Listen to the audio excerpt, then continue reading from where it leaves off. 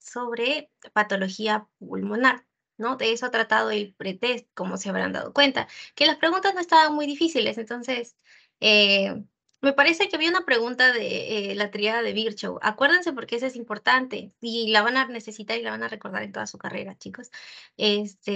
Porque es una tríada para, uno, trombosis venosa profunda, porque es para trombos, y dos, para la trombosis pulmonar, que es lo que vamos a ver también ahora en patología pulmonar. Entonces, esto es lo que vamos a ver el día de hoy, ¿sí? Esta es la tabla de contenidos, de todo esto es lo que vamos a hablar el día de hoy. Atelectasia, enfermedades pulmonares obstructivas, que creo que también fue una pregunta, ¿no? Que son, 1, el enfisema, 2, la bronquitis crónica, 3, las bronquiectasias y 4, el asma, ¿sí?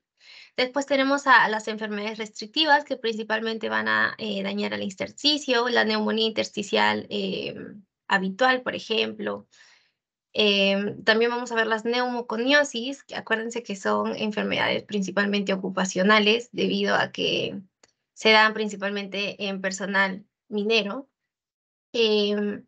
Bueno, el edema pulmonar, que ya también lo deben conocer, la trombosis y el tromboembolismo pulmonar, y algunas malformaciones pulmonares congénitas, que son importantes, sí, pero dudo mucho que les venga en el examen, pero igualmente vamos ahí a mencionarlas, ¿ok?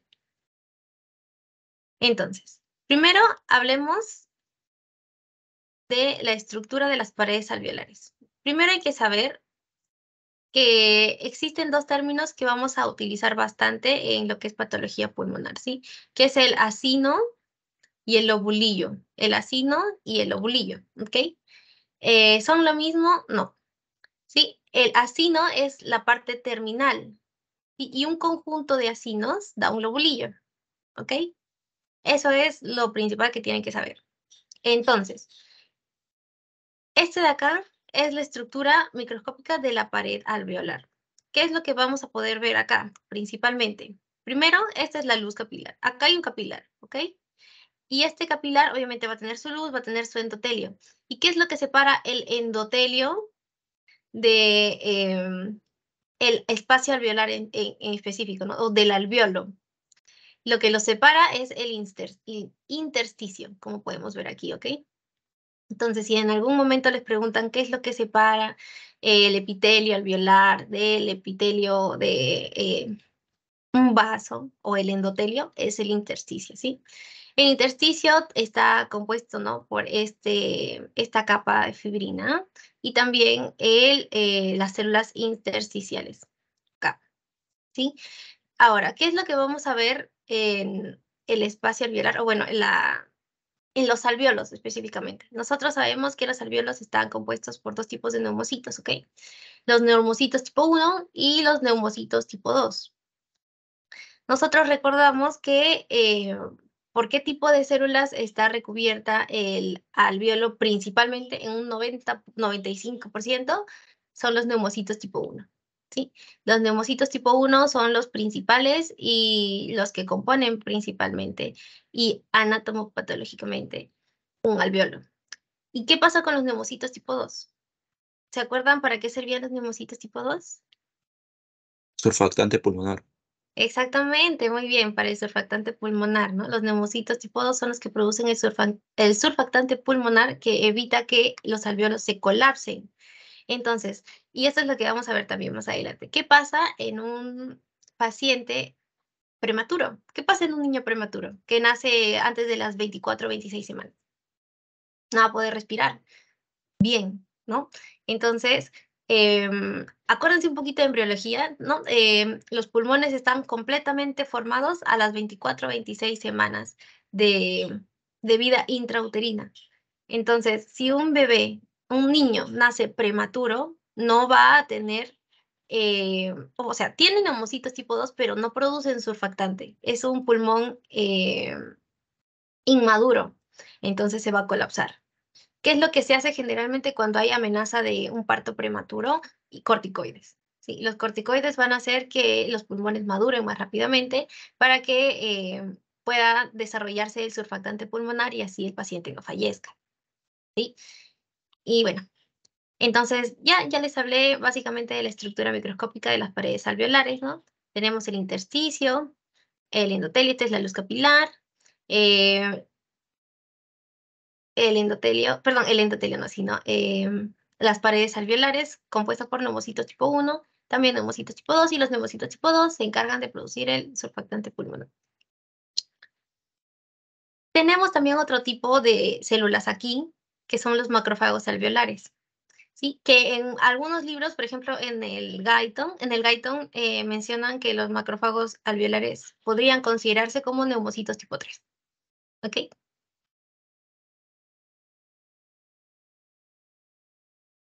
Muy bien, entonces, sabiendo esto, vamos a hablar un poco sobre las atelectasias. ¿Qué básicamente, atelectasia y colapso pulmonar son sinónimos? Sí, sí son sinónimos. Muy bien, entonces, para comenzar, es importante saber que existen dos tipos de mecanismos de la atelectasia. La atelectasia en pacientes adultos se da por un colapso del pulmón que ya se ha insuflado.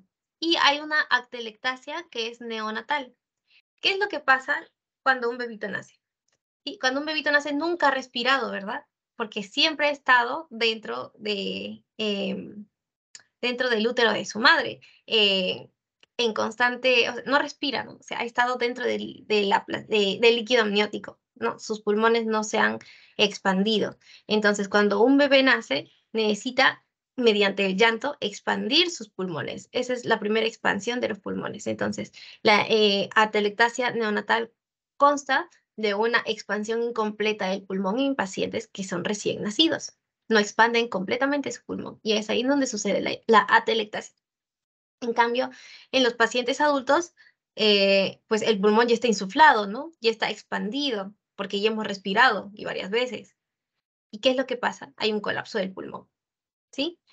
Entonces, hablando entonces de las atelectasias, hay tres tipos de atelectasia. Resorción, acá le he puesto reabsorción, pero es resorción, ¿sí? Por compresión y por contracción. Estos son los tres mecanismos principales de la atelectasia. Y aquí están graficados, ¿no? Entonces vamos a hablar de cada uno de ellos, ¿ok? Entonces, comenzando por las atelectasias de reabsorción o resorción, se deben a la obstrucción completa de la vía respiratoria, como podemos ver aquí, ¿sí? Hay una obstrucción, en este caso a nivel de los bronquiolos, que va a hacer que colapse esta parte del pulmón, como podemos ver acá, ¿sí? Entonces, la atelectasia por resorción o reabsorción es por principalmente una obstrucción no parcial, o una obstrucción completa de la vía aérea, ¿sí? Con el tiempo, el aire se va a reabsorber desde los alvéolos y es por eso que van a colapsar, ¿sí? Entonces, disminuye el volumen pulmonar y el mediastino se va a desplazar hacia el pulmón atelectásico. Eso es lo que vamos a ver en una radiografía, ¿ok? Es como si se absorbiera. Se absorbe y al momento de absorberse aquí, jala todo esto. Entonces, también vamos a ver, por ejemplo, en la radiografía, que esta parte de la tráquea no se va a ir para allá, sino se va a ir para acá, porque es como si esta parte estuviese absorbiendo todo. Entonces, hay desviación de la tráquea al lado de la enfermedad, ¿sí? Después tenemos a la atelectasia por compresión, ¿sí? Que aparecen cuando se acumula un volumen importante de líquido, como podemos observar aquí. Por ejemplo, puede ser líquido trasudado, ¿no? Puede ser líquido exudado, también puede ser por un hemotórax, em, también puede ser por un tumor o aire, ¿no? Neumotórax en estos casos. Y por eso se da la atelectasia por compresión. O sea, hay algo que comprime el pulmón, hay algo fuera del pulmón que lo comprime, sea agua, sea sangre, sea un tumor, eh, sea aire, ¿no? En el caso del neumotórax. Y esto se da dentro de la cavidad pleural. Es decir, está fuera del pulmón, pero dentro de la cavidad pleural. Bueno, en el caso de la atelectasia por contracción, se produce cuando hay una fibrosis pulmonar focal o también puede haber una fibrosis generalizada, ¿no? O una fibrosis pleural, y esto va a impedir que el pulmón se expanda completamente, ¿no? Entonces, aquí, por ejemplo, no es que haya algo fuera del pulmón que haga que no pueda expandirse, como en el caso de la compresión, o no es que haya alguna obstrucción a nivel de los bronquios o bronquiolos que haga que se absorba, como en el de reabsorción o resorción. No, sino que la pleura está afectada, es rígida, entonces no permite que el pulmón se expanda, ¿sí? Entonces, estos son bueno, los 3 tipos de atelectasia, o los 3 mecanismos de atelectasia que podemos encontrar. Muy bien, chicos, ¿hasta aquí hay alguna pregunta sobre atelectasia? Era bastante corta la parte de atelectasia, es bastante simple, como ya pudieron ver. En el libro también lo pueden encontrar más explicado, más detallado, pero básicamente es lo mismo, chicos. ¿Alguna pregunta?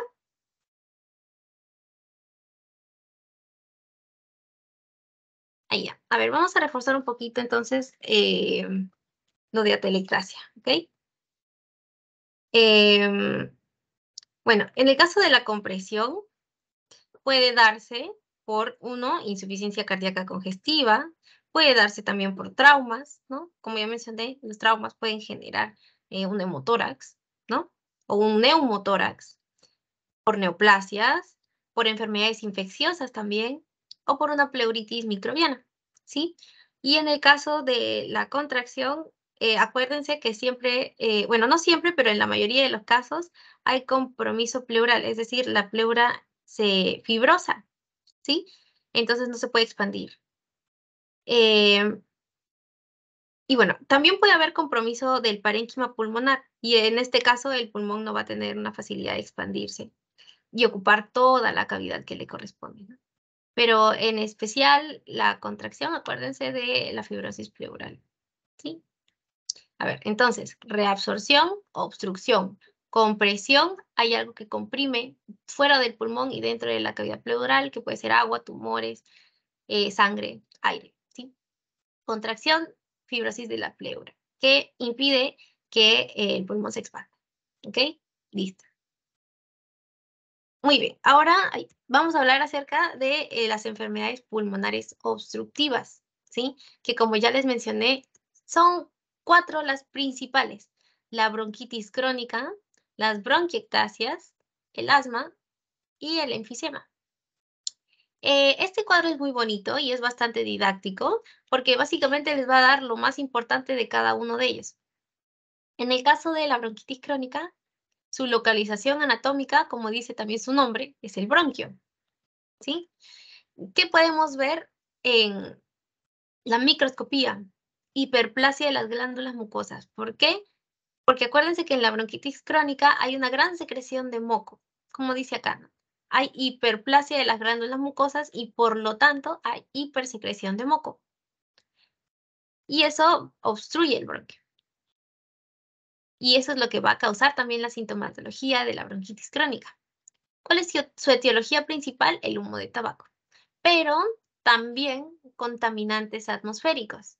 Es importante recordar, chicos, también que la enfermedad pulmonar obstructiva crónica, o el EPOC, es una mezcla de la bronquitis crónica y el enfisema. Es por eso que en la etiología vamos a poder ver el humo de tabaco. Pero esto de acá, recuerden que es principalmente en países desarrollados. ¿Qué pasa en países subdesarrollados como el nuestro? ¿Es o será cierto que la etiología principal es el humo del tabaco? Bueno, la respuesta es que no. Es el segundo más común en nuestro país. La segunda etiología más común de la enfermedad pulmonar obstructiva crónica es el humo del tabaco. ¿Cuál es entonces la principal etiología en nuestro país? El contaminante atmosférico. ¿Pero cuál principalmente? ¿Cuál de todos? La biomasa. ¿Por qué? Porque acuérdense que nosotros tenemos en muchos lugares de nuestro país personas que no cuentan con cocina. Entonces, ¿cómo cocinan?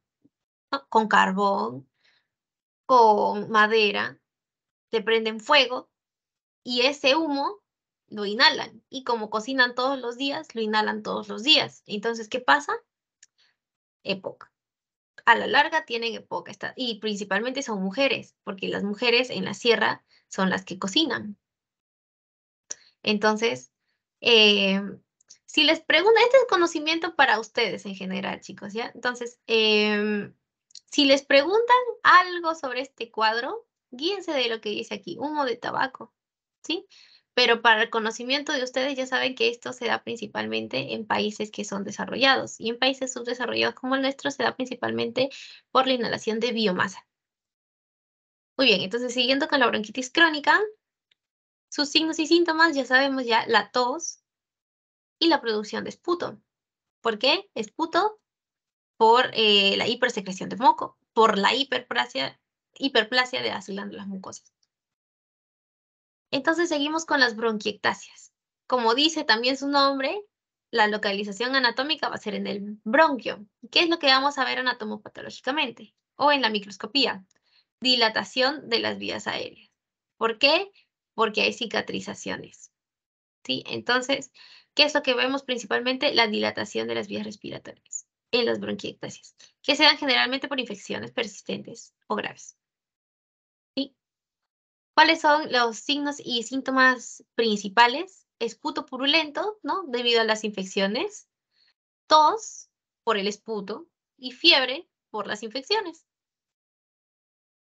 Entonces seguimos con el asma. La localización anatómica del asma también es en el bronquio, ¿sí? ¿Qué es lo que vamos a ver en la microscopía? Hiperplasia del músculo liso, exceso de moco e inflamación, ¿sí?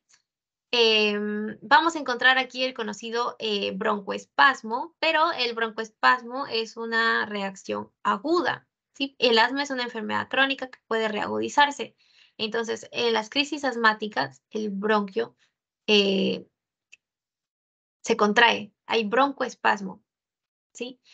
Pero a las finales siempre va a persistir la inflamación, porque el asma es una enfermedad que causa mucha inflamación. Entonces, repitiendo, las modificaciones anatomopatológicas en el asma son la hiperplasia del músculo liso, el exceso de moco, que también es bastante importante. De hecho, hay algunos pacientes en los que se les encuentra hasta un tampón de moco que tiene la forma de un bronquio. Entonces, es bastante la producción de moco en el asma y también la inflamación. ¿Cuál es su etiología? Principalmente es causa inmunitaria. ¿Sí? No autoinmunitaria, ojo, causa inmunitaria por una reacción de hipersensibilidad, generalmente.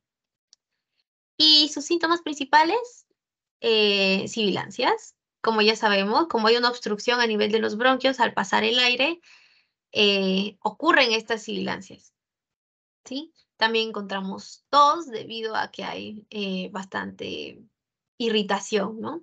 Disnea y disnea en el caso de las crisis asmáticas. Y finalmente el enfisema, que su localización es en el acino. ¿Se acuerdan cuando les dije acino y lobulillo?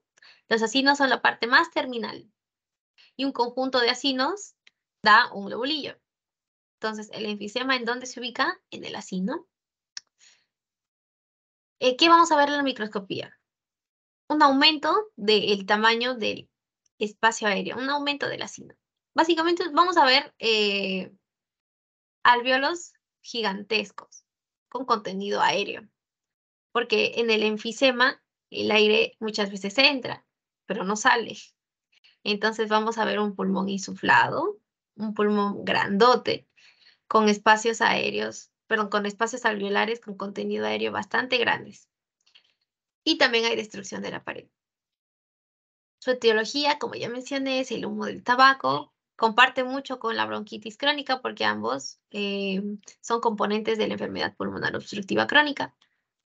Y también, bueno, sus signos y síntomas, la disnea, o sea, la dificultad para respirar. Hay otros que también son importantes, pero no los voy a mencionar específicamente aquí, que son las enfermedades de las vías respiratorias pequeñas, como la bronquiolitis, que se da en el bronquiolo, ¿sí? También se da por humo del tabaco y contaminantes atmosféricos, y también por miscelánea, ¿no? Y vamos a poder ver cicatrización y obliteración inflamatoria y sus signos y síntomas son la tos y la disnea. Eso también es importante, como ya mencioné, pero estas 4 son las que vamos a ver el día de hoy y estas 4 son las que tienen más relevancia clínica. Muy bien, entonces, en realidad, aquí vamos a poder ver que hay una superposición entre todas las enfermedades pulmonares obstructivas crónicas. Todas se superponen. El asma tiene un componente agudo y un componente crónico. ¿Sí? El asma generalmente es reversible, pero el componente crónico llega a volverse irreversible. Y bueno, aquí están las características, ¿no? Generalmente hay una lesión crónica, muchas veces es por tabaquismo, excepto en el asma. El tabaquismo, como yo mencioné, tiene un componente que se comparte entre la enfisema y la bronquitis crónica debido a que ambos hacen unidad clínica para dar EPOC o enfermedad pulmonar obstructiva crónica. Entonces, hay personas que pueden vivir con bronquitis crónica y asma, o principalmente con bronquitis crónica y asma, o EPOC y asma, ¿sí? Entonces, recordando un poquito, el enfisema es de la destrucción de la pared alveolar y hay hiperinsuflación, porque el aire entra, pero difícilmente sale, ¿sí? Entonces, el pulmón es grande y cuando lo presionas, suena que sale airecito. Y en la bronquitis crónica hay tos productiva, ¿sí? Tos productiva, eso es lo que más va a caracterizar la bronquitis crónica. Tos productiva, que no tenga, a ver, era tos productiva durante 3 semanas por 2 años consecutivos y que no tenga alguna otra explicación que nos pueda dar el cuadro. Esa es la bronquitis crónica. ¿No es 3 meses? Perdón, tienes razón, 3 meses. 3 meses durante 2 años consecutivos. Sí, tienes razón. Ya, entonces, recapitulando, bronquitis crónica, como dijo su compañero, es tos productiva durante 3 meses por 2 años consecutivos que no tienen ninguna explicación o que no tienen otra explicación que pueda darnos este cuadro. Esa es la bronquitis crónica. Y el asma, que es una hiperrespuesta o una reacción generalmente de hipersensibilidad a algún alergeno, como el polen, como el polvo, ¿no? Que va a desencadenar una respuesta inflamatoria y una respuesta aguda principalmente, que es el broncoespasmo. Ya, el broncoespasmo es la respuesta aguda y la inflamación es la respuesta crónica. Muy bien, entonces hablemos del enfisema. Es importante recordar, chicos, hay 3 tipos de enfisema, como podemos ver aquí. En realidad hay 4, pero yo puse los 3 más importantes. Hay uno más, que es una enfisema irregular, que ya también por su nombre se sabe que su ubicación es irregular. Entonces tenemos aquí al enfisema centroacinar, ¿sí? Es el más común, ¿sí? Es el que se presenta con mayor, bueno, es el más común que se presenta en un 95% de los casos. Se da principalmente o está muy relacionado a un consumo de tabaco, pero no un consumo de una semana, ¿no? O sea, un consumo persistente, un consumo de todos los días, con un índice paquete año bastante alto. Y su ubicación más frecuente es en los lóbulos superiores y también en las áreas apicales, ¿sí? Entonces, aquí tenemos una imagen en donde podemos observar el enfisema centroacinar y el enfisema panacinar, ¿sí? El enfisema centroacinar se da a nivel proximal, difícilmente se da a nivel distal del lobulillo, ¿sí? Acuérdense que el enfisema daña a los acinos, como dice acá, a los acinos. Y recuerden que el conjunto de acinos da un lobulillo. Y en el caso del enfisema centroacinar, se da a nivel proximal o central, nunca a nivel distal del acino. A diferencia del panacinar. El panacinar sí está a nivel distal, como podemos observar aquí, está al final. O sea, aquí podemos ver un enfisema centroacinar, pero si la ubicación no fuese aquí, si no fuese por aquí o por aquí, eso lo convierte en un enfisema panacinar. Entonces, ya que estamos aquí en el enfisema panacinar, como ya mencioné, es en los extremos de los bronquiolos respiratorios y los alvéolos, en el extremo distal. Su ubicación, a diferencia del centroacinar, es en bases pulmonares. Y esto es muy importante porque, chicos, esto fue pregunta de un examen pasado. Dentro de la patogenia del enfisema, especialmente del enfisema panacinar, es la deficiencia de alfa-1 antitripsina. Y por eso que aquí lo he puesto, porque es bastante importante. ¿Sí? Acuérdense también, chicos, que yo en los post-test pongo preguntas de exámenes pasados. Así que estén atentos a lo que yo les remarco, porque eso también va a servirles mucho de repaso.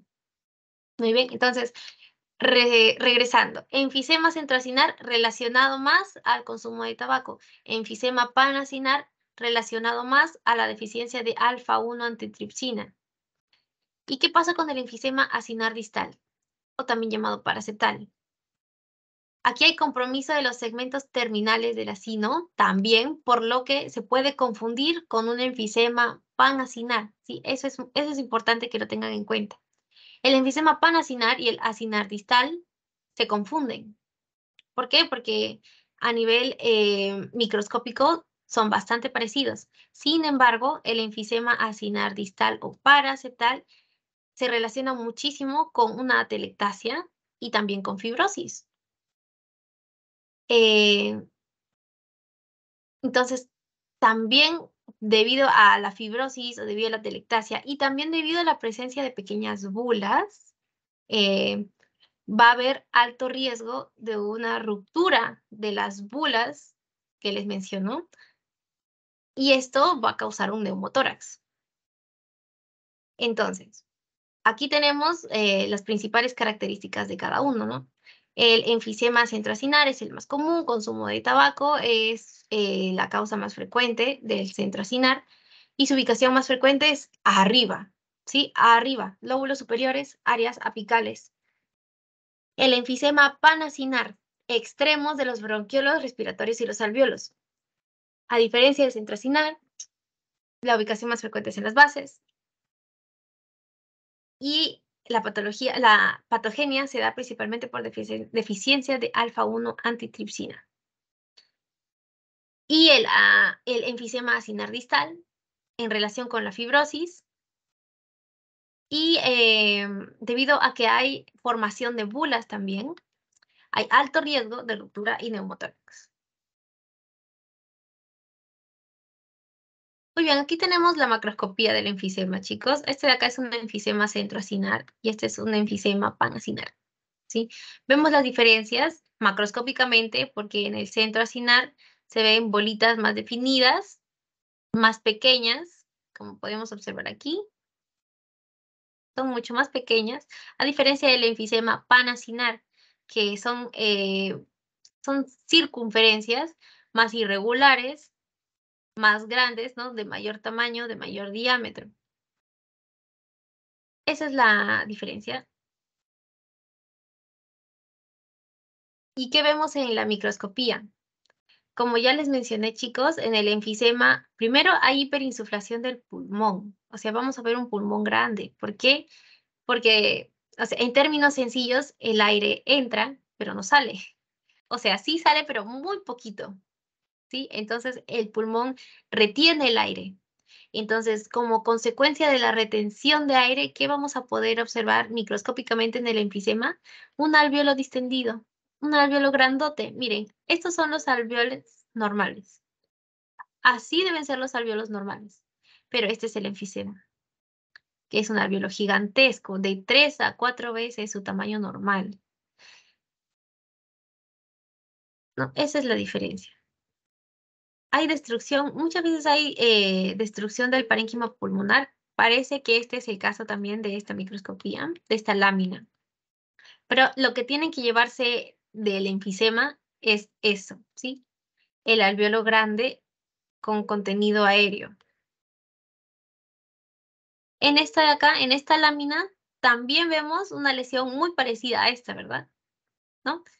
Aquí tenemos a los alvéolos que están menos comprometidos. O sea, están comprometidos, pero en menor medida los alvéolos deben ser más pequeños, como estos de acá, por ejemplo. Y estos ya definitivamente son alvéolos completamente comprometidos, gigantescos, ¿no? Eso es lo que vamos a ver en el enfisema. O sea, es bastante característico, chicos. Es bastante característico. Vemos un alvéolo gigante con contenido aéreo. Porque, ojo, una diferencia, por ejemplo, entre el enfisema y lo que podemos ver en un edema pulmonar es que en el enfisema el contenido, microscópicamente hablando, claro, el contenido es blanco porque es aire. En cambio, en el edema pulmonar el contenido es eosinófilo, rosadito, rosadito claro. Así se ve el agua en el pulmón, con la coloración, obviamente, ¿no? Hematoxilina, eosina. Entonces, bueno, esa es una diferencia, ¿no? Porque en el edema pulmonar también está distendido el alvéolo. El alvéolo está grande también, pero tiene contenido acuoso. Y el contenido acuoso microscópicamente se ve como un contenido eosinófilo, así como una sustancia eosinófila rosadita. Tenemos también otras formas de enfisema. ¿Cuáles son las otras formas de enfisema? Las que tenemos acá, ¿sí? La hiperinsuflación compensadora, la hiperinsuflación obstructiva, el enfisema buloso y el enfisema intersticial. Entonces vamos a hablar de la hiperinsuflación compensadora. ¿Cuál es la principal causa de hiperinsuflación compensadora? Una resección pulmonar, ¿sí? O sea, cuando el paciente, por algún otro motivo, por ejemplo, cáncer de pulmón, se le necesita quitar un pulmón o se le necesita quitar un lóbulo pulmonar, lo que va a haber va a ser una compensación, o sea, es decir, el pulmón que está sano va a tratar de compensar al pulmón enfermo que se quitó. Y es por eso que el pulmón sano o el pulmón que quede, o la parte del pulmón que quede va a hiperinsuflarse, ¿sí? Va a haber una dilatación de los alvéolos debido a que hay una pérdida de pulmón en otro lugar, ¿sí?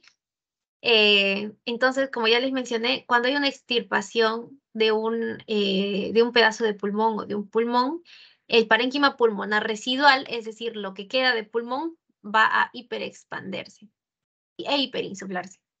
Por eso se llama hiperinsuflación compensadora. Lo hace en compensación del parénquima pulmonar perdido o en estos casos extirpado.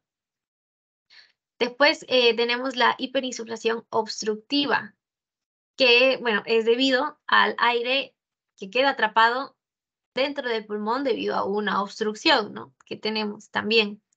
Hay una obstrucción subtotal, ¿no? De las vías respiratorias, que puede ser por un cuerpo extraño, también puede ser por algunos tipos de tumores o metástasis que pueden llegar a nivel pulmonar. Pero, ¿cuál es la diferencia, por ejemplo, entre una hiperinsuflación obstructiva y el mecanismo de acción de las atelectasias que vimos? Sí, la atelectasia se forma por una obstrucción total, es decir, el bronquio está obstruido completamente. En cambio, en la hiperinsuflación obstructiva tenemos una obstrucción subtotal de las vías respiratorias. ¿Ok? Después tenemos al enfisema buloso, que como su nombre lo dice, es pues la presencia de bulas, ¿no? Bulas que son pequeñas burbujitas de aire que se forman a nivel subpleural. En estos casos se producen cerca del vértice pulmonar y como ya mencioné, cuando las bulas se rompen, como el contenido es de aire, el aire se termina liberando en la cavidad pleural. ¿Y qué es lo que pasa cuando el aire se libera en la cavidad pleural? Un neumotórax. Entonces el enfisema buloso predispone al paciente a que tenga un neumotórax consecuente. Y finalmente tenemos al enfisema intersticial, que es debido a la entrada de aire al estroma debido a un desgarro alveolar, ¿sí? Bueno, la entrada puede ser al estroma, o sea, parénquima pulmonar, también puede ser al mediastino o incluso al tejido celular subcutáneo. Y como ya mencioné, se da principalmente por desgarros alveolares. ¿Hasta aquí tienen alguna pregunta, chicos?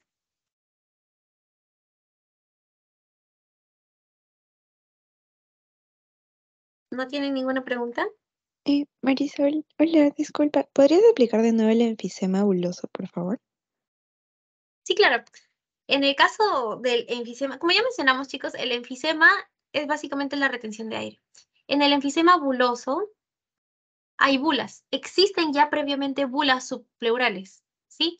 Entonces, estas bulas subpleurales, cuando se rompen, van a producir aire en la cavidad pleural. Y en la cavidad pleural, al retenerse el aire, va a producir un neumotórax. ¿Sí? Básicamente, el enfisema buloso son bulas subpleurales, como mencionan ahí. Sí, eso es todo. Es bastante sencillo. Acuérdense del enfisema buloso, buloso de bulas. Entonces, como es un enfisema buloso, hay bulas, pero bulas a nivel subpleural.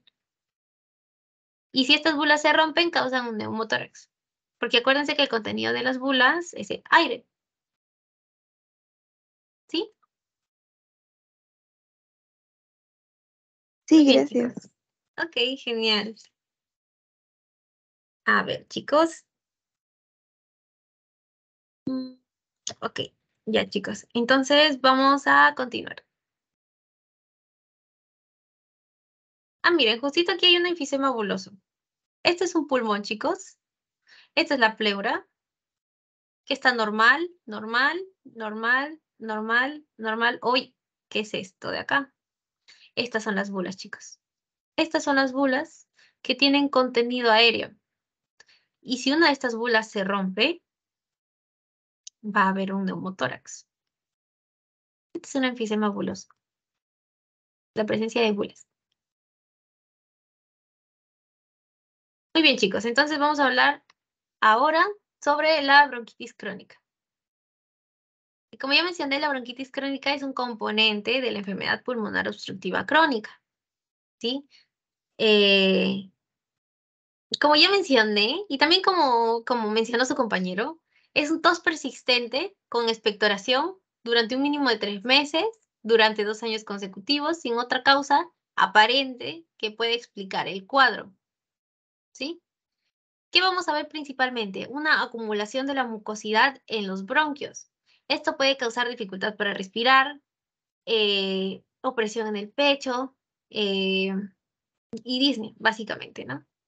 Entonces, dentro de la patogenia, el factor principal y el que va a iniciar el cuadro de bronquitis crónica va a ser la exposición a sustancias que sean irritantes o sean nocivas, como por ejemplo, y ya lo mencionamos y ya lo vimos también en el cuadro, el humo del tabaco, que es en el 90% de los pacientes fumadores. Y ya como dato extra, lo que ya les mencioné, ¿no? Eso es en países desarrollados y en subdesarrollados es la biomasa. También puede darse por la inhalación de sílice. El sílice, el polvo de sílice se encuentra en las minas. Y de hecho, la inhalación consecutiva y una exposición alta al polvo de sílice puede darnos una neumoconiosis, que es la silicosis. ¿Y por qué se da? ¿Y en quiénes se da? En los mineros. ¿Por qué? Porque van constantemente a la mina e inhalan ese polvo de sílice. Entonces, otra causa de una bronquitis crónica puede ser el polvo de sílice. Entonces, dentro de la patogenia vamos a tener 3 principales agentes que vamos a poder ver. La hipersecreción de moco, la inflamación y la infección, ¿sí? La primera característica de la bronquitis crónica va a ser la hipersecreción de moco, principalmente en los bronquios, ¿sí? Que son las vías respiratorias grandes. Y esto se va a asociar, como ya mencionamos y como ya vimos también en el cuadro, a una hiperplasia e hipertrofia de las glándulas submucosas en la tráquea y en los bronquios. Parece que hay mediadores inflamatorios que van a ayudar a esta hipersecreción de moco, como son la histamina y también la interleuquina 13. Y también con el tiempo va a predisponer a un incremento de células caliciformes, que son también las células secretoras de moco. Esto va a ser en las células, en las vías respiratorias pequeñas. Entonces, eventualmente también va a haber hipersecreción de moco no solamente en los bronquios, sino también en los bronquiolos, ¿no? Que son de menor tamaño. En los bronquios pequeños y en los bronquiolos. Por lo que, bueno, la secreción de moco a ese nivel va a causar una obstrucción de esas vías respiratorias, ¿no? Después tenemos a la inflamación. Sí, bueno, lo que se inhale va a producir un daño celular y como respuesta va a causar una inflamación aguda. Y bueno, con una exposición crónica también se va a dar pues una inflamación crónica en donde se va a ver, en donde vamos a poder observar, por ejemplo, células de infiltrado crónico, como lo son los neutrófilos. Bueno, también vamos a ver, aparte de los neutrófilos, linfocitos y macrófagos. La inflamación larga puede también acompañarse de fibrosis y puede provocar una obstrucción crónica de las vías respiratorias. Y después tenemos la infección, ¿sí? Que en realidad no es que la infección inicie la bronquitis crónica, pero sí es importante para que se mantenga la inflamación del bronquio. Y también puede ser muy importante en el caso de exacerbaciones agudas de la bronquitis crónica.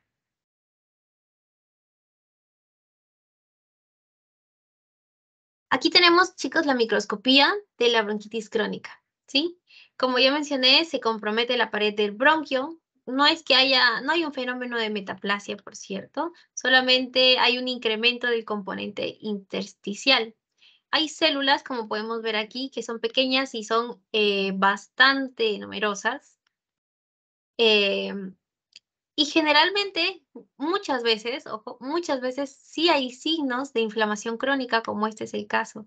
Este es un infiltrado eh, aparentemente de polimorfonucleares, que es bastante denso, que está bastante arraigado aquí en este bronquio, ¿no? Acá está el espacio, el espacio aéreo.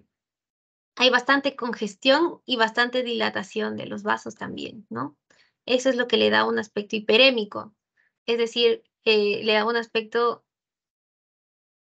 con estos puntitos, ¿no? Que vienen a ser todas las células de inflamación, ¿sí? Estos son los vasos que, como ya mencionamos también, están bastante dilatados.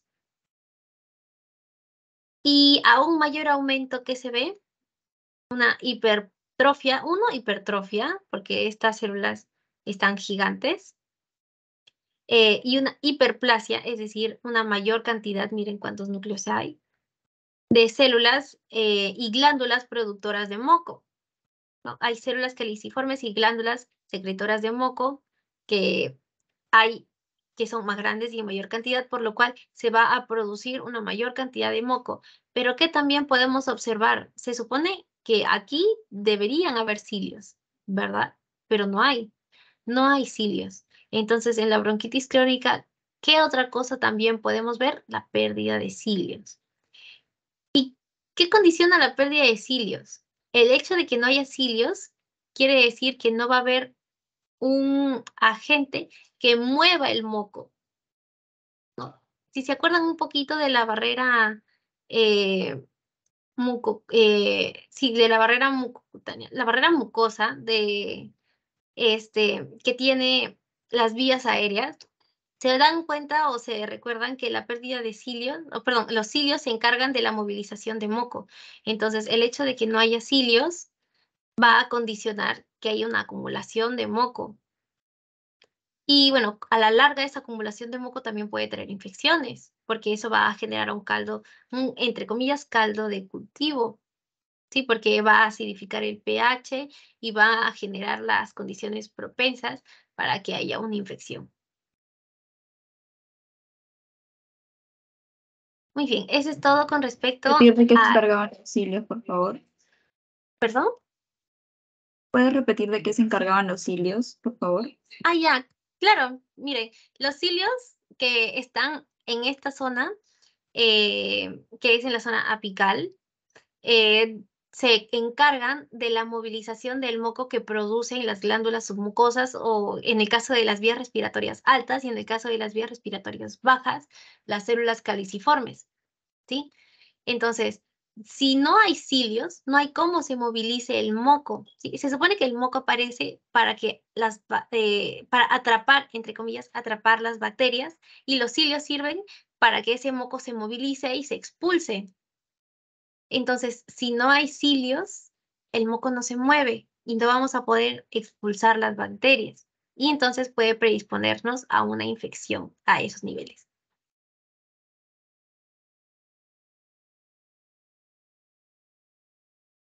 Muy bien, chicos. Entonces, terminamos con bronquitis crónica y comenzamos con bronquiectasias. ¿Hasta ahí tienen alguna pregunta, chicos? Aparte de la que ya mencionó su compañera también.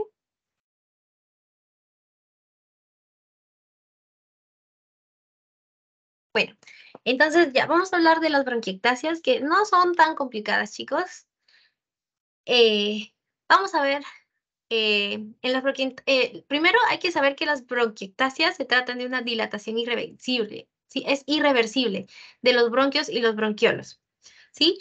Hay destrucción del músculo liso bronquial y también del tejido elástico. ¿Y por qué ocurre esta destrucción? Por infecciones, ¿sí? Las infecciones son las que van a destruir el músculo liso y en consecuencia va a provocar una dilatación permanente, irreversible de los bronquios y los bronquiolos, ¿sí? Actualmente las bronquiectasias son menos frecuentes que antes, ¿no? Porque ahora hay un mejor control de las infecciones pulmonares, pero también se pueden desarrollar debido a diferentes condicionantes o diversas afecciones o diversas enfermedades, como por ejemplo afecciones o enfermedades congénitas, como fibrosis quística, inmunodeficiencias, también puede darse por infecciones, como una neumonía necrosante, que puede ser causada por bacterias, virus, hongos. También puede tratarse de un episodio grave aislado o también de infecciones a repetición. También puede darse por una obstrucción bronquial, por un tumor, por ejemplo, por cuerpo extraño o por impactación de moco. En cualquier caso, ¿no? En estos casos, ¿no? Las bronquiectasias se van a localizar en el segmento pulmonar que se encuentra obstruido. Y también tenemos a enfermedades autoinmunes, como la artritis reumatoide, como el lupus, enfermedad inflamatoria intestinal. También puede darse por rechazo de trasplante, pero muchas veces también pueden ser idiopáticos. Entonces, muchas veces vamos a poder ver que afecta a ambas bases y es más severo en zonas distales. También vamos a poder observar que las vías aéreas están dilatadas, ¿sí? Bastante dilatadas, de hecho, de 3 a 4 veces su tamaño normal. Y tienen forma sacular, cilíndrica, fusiforme, como podemos observar acá. Estas de acá son las bronquiectasias. Acá vemos, obviamente, pues una bronquiectasia bastante marcada, ¿no? Este es un paciente con fibrosis quística que tuvo un trasplante, ¿no? Como ya mencioné, pues un condicionante para que se pueda dar una bronquiectasia es un trasplante, lo cual pasó en este paciente, ¿no? Tuvo un trasplante de pulmón y se puede observar bronquios periféricos bastante dilatados. Miren esto. Eso es una bronquiectasia. Donde hoy acá también. Ya. En este pulmón, o en estos pulmones más bien, se ven mucho mejor las bronquiectasias, ¿no? Son estas bolitas, estos huequitos que podemos ver acá.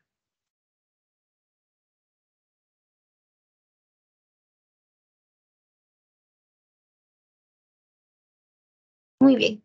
Aquí vamos a ver también un ejemplo de bronquiectasia. Estas bronquiectasias, al menos en este caso, este es el reborde del pulmón. Aquí se supone que debe encontrarse la pleura, ¿no? Esta es una cisura. Y bueno, en el caso de este pulmón, esta bronquiectasia ha llegado hasta los espacios bronquiales que están en la periferia. Y en este caso, podemos, o vamos a ver, este de acá es una microscopía, obviamente, ¿no? Vamos a ver una alteración del bronquio. Hay zonas necróticas porque en el caso de las infecciones, estas infecciones pueden generar un área necrótica que correspondería al daño al músculo liso que les mencioné, ¿no? Que va a condicionar la dilatación del bronquio, que es este el caso. Alrededor vamos a poder ver infiltrado inflamatorio bastante severo, que son todos los puntitos morados, chicos, son células inflamatorias. Hay muy poco parénquima y está fibrosado, ¿no? Generalmente las lesiones cicatriciales que vamos a poder observar en las bronquiectasias no son funcionales, entonces corresponde a una pérdida. Sí, pues corresponde a una pérdida.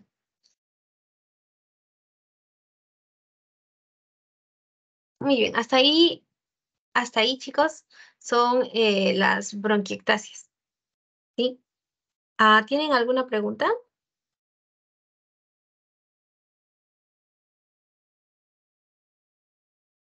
Bueno, chicos.